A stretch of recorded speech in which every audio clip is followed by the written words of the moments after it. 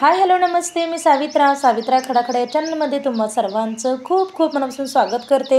I hope की तुम्ही सर्वजण मस्त आणि मजेत असाल। तर सर्वांना सर्वप्रथम श्री स्वामी समर्थ। आणि सकाळची सुरुवात बघा किती छान अशी कोकळीने झालेला आहे आणि कोकळीचा आवाजाने खरंच खूप छान वाटतो की अजून पाऊस येतोय की असं वातावरण आहे। आणि कोकळ सांगतो की अजून पाऊस येतोय आणि 2-3 दिवस झाला भरपूर असा पाऊस आहे। आणि मी आजही ना इकडे अंघोळ वगैरे झाली आणि मी अंघोळ वगैरे झाल्यानंतरला फ्रेश झाले आणि फ्रेश झाल्यानंतर खरंच खूप छान वाटतं बरं का। आणि 2-3 दिवस झाला पाऊस इतका आहे ना, भरपूर असा पाऊस आहे।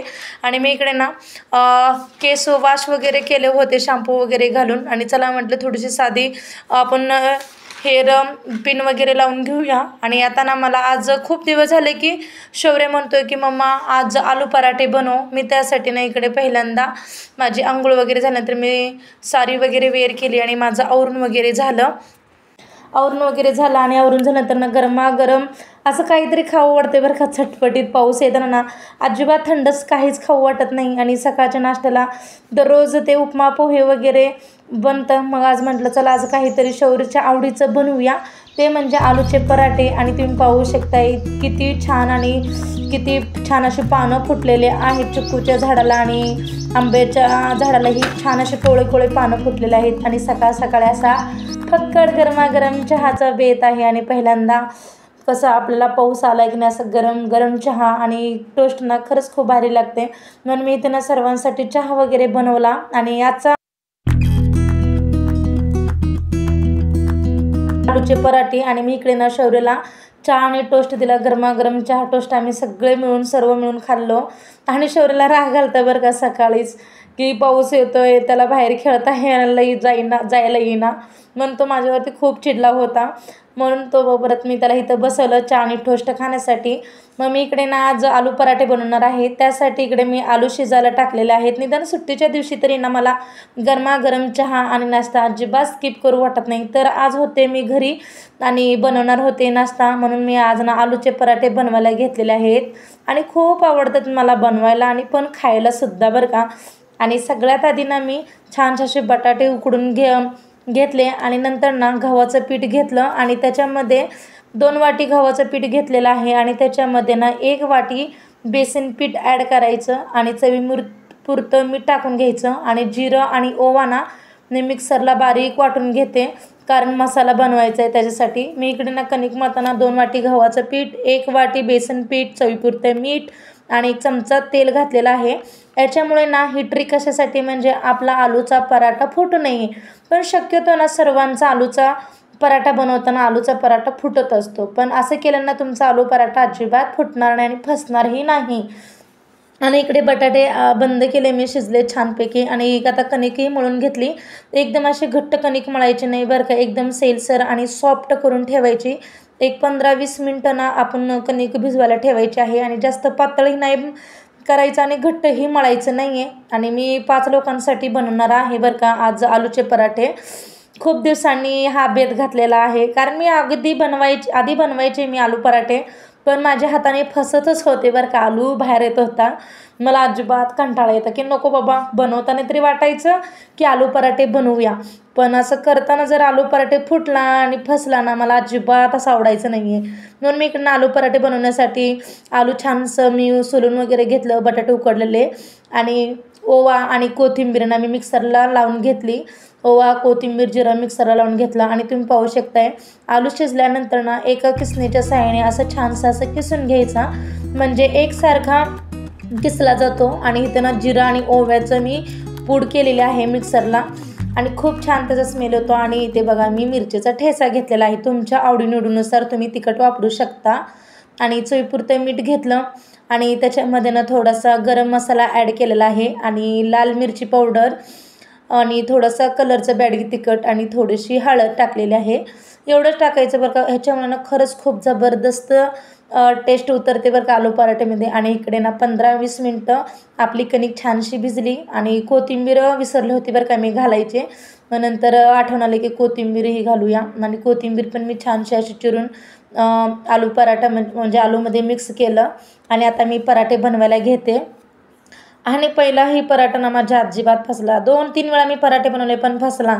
पण ह्या वेळेस ना माझ्या अजिबात फसलेला नाही. मी जसं सांगितले ना कणिक मळताना तशी जर ट्रिक वापरली ना तुम्ही, अजिबात तुमचा पराठा फसणार नाही आणि फुटणारही नाही. आणि तुम्ही पाहू शकता छोटे छोटे असे गोळे बनवायचे कणकीचे, आणि थोडंसं सारण जास्त घ्यायचं आणि कणकीचा गोळा थोडासा कमी घ्यायचा. आणि तुम्ही पाहू शकता एकदम असा हलक्या हाताने ना आपण आलू पराठा लाटून घ्यायचं.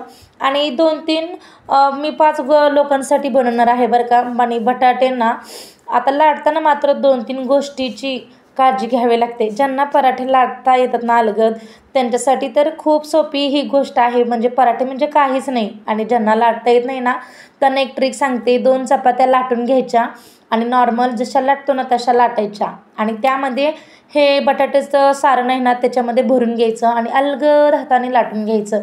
वरून छान खरपून भाजून घ्यायचं. मग आपलं तयार होतं बरं का आलू पराठा.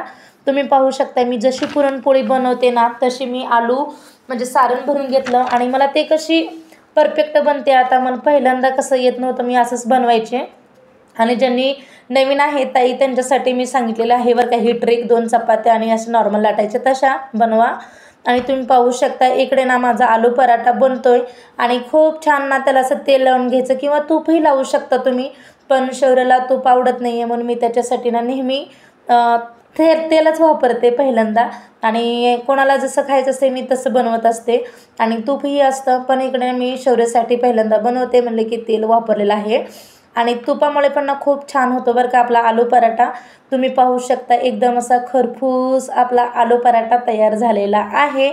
आणि मी इकडे ना आलू पराठा गरमागरम करून सर्वांनी देते. म्हणजे गरम गरम असताना ना आलू पराठा खायला ना खरंच खूप भारी लागतो. आणि आता ना पावसाळ्यात म्हणजे ना असं गरमागरम खायला ना खरंच खूप भारी लागतं. आणि थंड झालेला अजिबात असं खाऊच वाटत नाही आहे. तुम्ही पाहू शकता आपला आलू पराठा किती छान असा खरपूस तयार झालेला आहे. आणि माझे ह्याच्या आधी ना 2-3 वेळा फसले होते, पण मी ही ट्रिक वापरल्यामुळे ना अजिबात माझा आलू पराठा फसला नाही. तुम्ही पाहू शकताय बघा आता 2च शिल्लक आलू पराठे राहिले होते. बाकीचे सगळे आलू पराठे संपले होते, कारण मी बनवताना सर्वांना दिलं आणि सगळे मिळून खाल्ले. मी शेवटी एकटीच होते.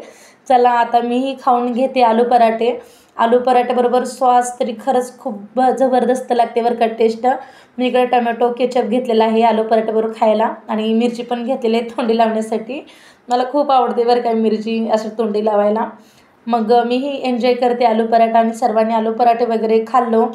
आणि नंतर आता चला आपलं किचन ओटा तरी ना काहीतरी एक पदार्थ बनवला ना की आपला किचन ओटा धुवावाच लागतो, कारण तेल इकडे तिकडे सगळीकडे पसरलेलं असतं. आणि खरंच आलू पराठा ना खरंच खूप भारी झालता बरं का. मी पहिल्यांदाच एवढा छान बनवलेला होता.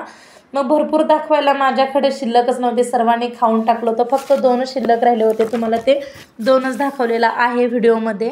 आणि इकडे ना मी किचन ओटा वगैरे साफ करून घेते. आणि खरंच ना काहीतरी अशी रेसिपी बनवायला ना मला खरंच खूप आवडतं बरं का. आणि खायलाही आवडतं आणि बनवायला पण आवडतं. आणि कुठलेही असू द्या मला असं ना स्वयंपाकाचा अजिबात कंटाळा नाही आहे. आणि खूप छान असा पाऊस यायला लागलेला आहे, आणि एकदम असा जोरात पाऊस येतोय. तुम्ही पाहू शकताय बघा. आणि सकाळपासून एकदम असं ढगाळ वातावरण होतं, आणि इतकं आता ना हजेरी लावलेलं आहे पावसाने.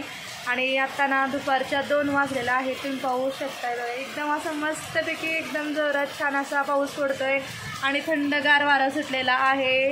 आणि त्याच्यामध्ये पाऊस येतोय तर लाईट थंड गेलेली आहे, आणि किती छान पाऊस पडलेला. शौर्याला ना अजिबात करमेना, कारण बाहेर पाऊस आहे.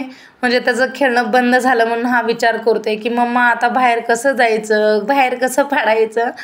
मग मी रात्री शूट केलेलं आहे बघा. इथं शौर्य झोपी चाललेला आहे, आणि परत डोळं उघडतो परत पाहतोय. त्याला माहिती आहे की मी शूट करते. आणि आजचा व्हिडिओ ना खरंच खूप छान होता. आणि आलू पराठाही मी बनवलेला, आणि पाऊसही इतका जोरदार. मे महिन्यातच आपला पाऊस चालू झालेला आहे. आता ना 2-3 दिवस झाले सगळीकडेच पाऊस आहे, आणि खरंच खूप छान असा मोठा पाऊस झाला. आणि तुम्ही पाहू शकताय माझा व्हिडिओ ना खूप मोठा होत चाललेला आहे, म्हणून मी इथेच व्हिडिओचा एंड करते. आणि तुम्हाला माझा आजचा ब्लॉग कसा वाटला नक्कीच कमेंट बॉक्समध्ये सांगा. आणि मी बनवलेले ना आलू पराठे कसे होते तेही कमेंट बॉक्समध्ये सांगा.